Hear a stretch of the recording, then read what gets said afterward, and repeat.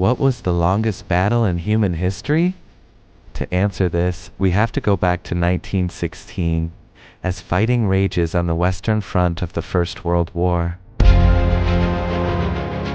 This was the Battle of Verdun, a brutal, grinding struggle that became one of the longest continuous battles ever fought. But to understand why it happened, we need to look at the situation in Europe. At the start of 1916, after more than a year of trench warfare, the Western Front was locked in a deadly stalemate. Neither the Entente nor the Central Powers could achieve a decisive breakthrough. Germany's military leadership believed that continuing to fight everywhere at once was wasting men and resources, so Berlin developed a new plan, a plan built around one single devastating blow. Instead of trying to smash through the entire French line, they chose one location, Verdun. Verdun was not only fortified, it was symbolic, a city tied deeply to French national pride, and a place France simply could not afford to lose.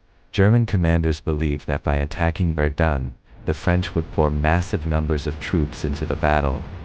Germany didn't need to capture the city. They just needed to kill enough French soldiers to exhaust the French army completely. This was the essence of the German plan to bleed France white. On February 21, 1916, the German attack began. A quiet morning around Verdun suddenly erupted into one of the most intense artillery bombardments the world had ever witnessed. Tens of thousands of shells crashed into the landscape hour after hour. The ground shook like an earthquake. Entire villages simply vanished under the fire. Forests were shredded into lifeless stumps. For the soldiers in the trenches, there was no escape, only the constant thunder of shells, falling so thickly that survivors described it as a storm of steel. France responded instantly. Reinforcements were rushed to Verdun along a single critical supply route known as the Voie Sacrée, the Sacred Way. Day and night, trucks thundered up and down this road bringing men, ammunition, food, and medical supplies. It became the lifeline of the entire French defense. As long as the Sacred Way stayed open, Verdun would not fall. Soon, the battle turned into a desperate struggle for forts, hills, and tiny patches of ground. Fort Douaumont, the most powerful of Verdun's forts, was captured by the Germans early in the battle. Shocking the French public, other forts, such as Fort Box, became scenes of unimaginable fighting, with soldiers battling in dark tunnels filled with smoke, gas, and exhaustion.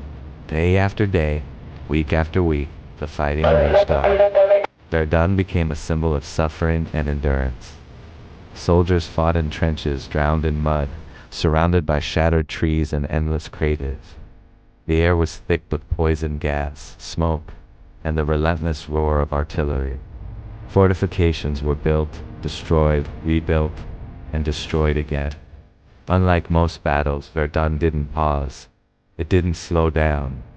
It lasted 10 relentless months, becoming a test of wills as much as a test of armies. As the months dragged on, both sides suffered enormous losses. Germany had hoped to drain French manpower, but instead they found themselves trapped in the same brutal struggle they had intended for their enemy. And yet, the French line held. Every time the Germans pushed forward, fresh French divisions arrived along the Sacred Way to stop them. Verdun was turning into a symbol, a place France was determined to defend at any cost. As the months dragged on, both sides suffered enormous losses. Germany had hoped to drain French manpower, but instead they found themselves trapped in the same brutal struggle they had intended for their enemy. And yet the French line held. Every time the Germans pushed forward, fresh French divisions arrived along the Sacred Way to stop them. Verdun was turning into a symbol, a place France was determined to defend at any cost. By December 1916, the situation had shifted. France, using newly reorganized forces and improved artillery, launched counterattacks that pushed the Germans back from many of their earlier gains. Germany, now fighting on multiple fronts and suffering heavy casualties elsewhere, could no longer sustain the massive pressure needed to capture Verdun.